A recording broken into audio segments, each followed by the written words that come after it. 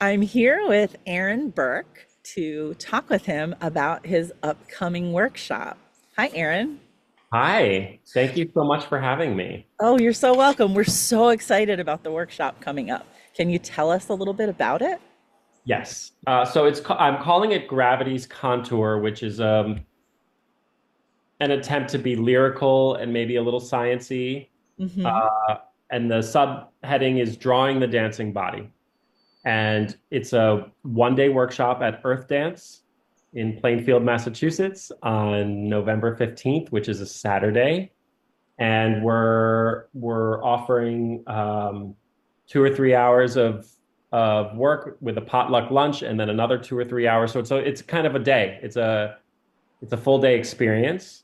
A lot of people say, "What is the Access syllabus?" And there's sometimes an opinion that it's a dance form, and it's not. The Access syllabus is just a book. It's a stack of papers. It's a list actually of observations and maps about movement, and it's a book about moving in a healthy way, ways to move that are sustainable, beautiful, efficient, easeful, and mostly in alignment with the design of our bodies, with the way that we're put together. Frey Faust, who's the author of the Access Syllabus, who initiated this work in, I guess it's almost 30 years ago now.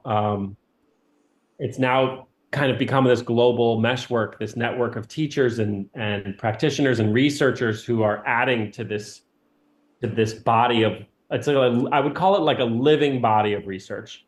And Living so body of research on the body. I bring my older life. I only started dancing when I was 30, but before that I had a already a 15-year career as an illustrator and a visual artist.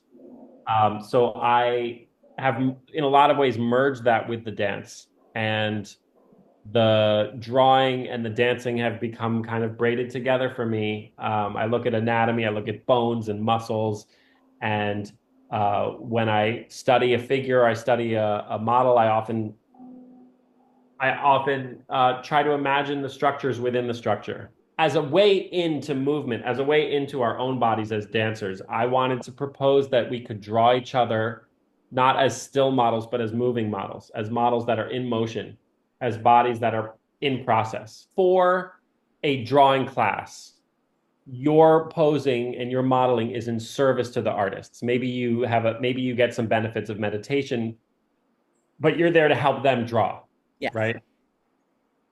I think my proposal is more that the drawing is in service to the dancing. Huh. And that with this workshop, the drawing is a pathway into our own structure. Sometimes destructive habits get ingrained in us. Or sometimes sometimes certain ideas are passed from one generation to the next without being questioned. I want to create an experience, an investigation that is, I think, more dance centered than drawing centered. So we're not here to make like beautiful compositions. It's more of we're staining paper. We're staining paper as we see outward and inward, as we feel in and feel out. And my hypothesis is that this would create a doorway to empathy and resonance and attunement, interoception. These are all big words. Maybe there's a way I can sense my relationship to, especially in a contact jam, to other forms, the architecture of bodies, the movement of bodies, and to be able to, oh, I'm swinging my arm. I'm actually not gonna knock this ink over. Yes, my eyes are helping me, but also so is my nervous system and all my systems. Well, and that's one of the questions I had for you is Yeah. in taking this workshop with you, Mm. what are the outcomes that I can expect Mm. from participating in this? Thank you so much for asking that question. That's a beautiful question. I think that I'm still asking myself, is this a dance workshop? Is this a somatic workshop? Is this a drawing workshop? Is this a contact improv workshop? And the answer I keep coming to is yes. Leaving a workshop like this, hopefully, um, a participant would just be left hungry, curious, inquisitive. and maybe a little bit, maybe the aspect of observing and examining and being observed, because we're all going to change roles, um, would affect the way that we walk across a field or open a door or cook dinner. I think the hope would be that people would leave a workshop having really beautiful dances, with if you can bring so much light to how and what you are. You said everybody will like switch places, observer and observed. If someone is more comfortable with drawing or more comfortable with dance, Yes. um, will they have the opportunity to focus on one or the other, or are they going to be asked to really balance it out and at least try each thing? So in the past, thank you. That's such a good question. I really appreciate that. You're reminding me that in the past, I taught drawing the dancing body in Taos, New Mexico, and we invited local artists. So we invited people who don't dance at all to come and use this opportunity to have a moving model. I am currently a teaching candidate for the Access syllabus, which means I'm not yet certified to represent it as a certified teacher, Okay. but I can offer study, investigation, research, sharing, inspiration from this archive. But I've been training and studying and taking workshops for 8 years in Access, and contact improv maybe 16 years. And Yeah, this workshop is open to all skill levels, right? So all skill even if level. you haven't ever done any drawing, how do you support the differences in skill levels of the participants? I think a dance class is a really vulnerable thing. To go to a dance class and to uh, in a group setting to be asked to try things that might be new Hmm. or challenging. And I think we are working against a lot of social structures that teach us to criticize ourselves, that punish us for failing, that demoralize us for being beginners, being new, making a mess. And that's really like my pedagogy is really just to really pull the plug on on that process. I think academia has done a lot of damage, Hmm. and as has, of course, capitalism. Even like look at sports, look at the Olympics, gymnastics. One person gets a gold medal, right? How many opera singers have you heard of? I mean, I can think of two, right? It's like there's this elimination process where there's like a selection of excellence.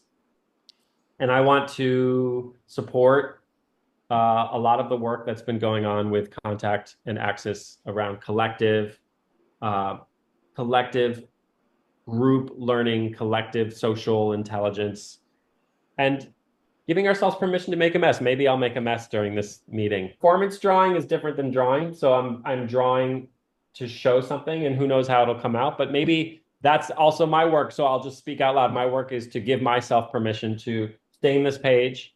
One thing I always say to the kids who I teach is if you make a drawing you don't like, that's a very useful thing because that frees you to experiment and be playful with it. A drawing that you like is precious and fragile and you don't want to mess it up. Right. But a drawing that you don't like very much now, you can what happens if I splatter? What happens if I do dark? What happens if I crumple it a little and uncrumple? What happens if I add a different color that I wouldn't think of? It frees you. So I I think love that.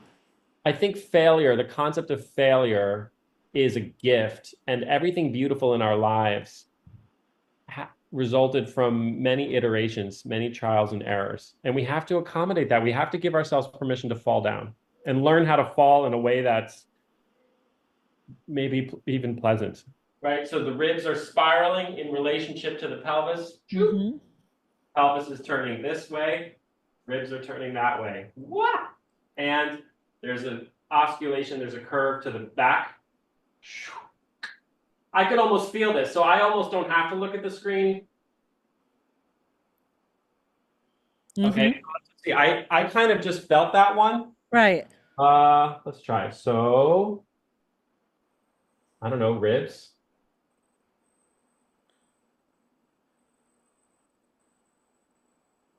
That's the back. Okay. Reaching, reaching. Maybe this leg was back. Reaching. Couple lines. you know? I mean, and this is a body, you know, here's the spine. I didn't put all the clothing and everything. Here's the ribs. If for me, if I can find the head, the ribs, and the pelvis, you know, the details, those can come. Okay, fingers, whatever, face, whatever, length of arms, fine. I mean, you get it or you don't. Who cares? If I have these three things, I feel like I feel like it has a life. And then I pick what's important. So for me, in this moment, maybe it's these right now I'm talking about these things. I'm kind of doing this is kind of a skeleton idea. Like I'm not even really Uh-huh. in character.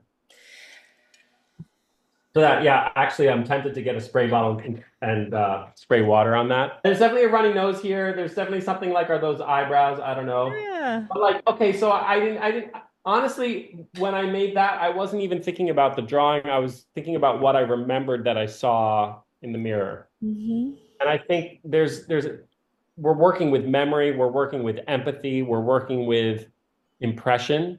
And then we stop working. Now we're dancing.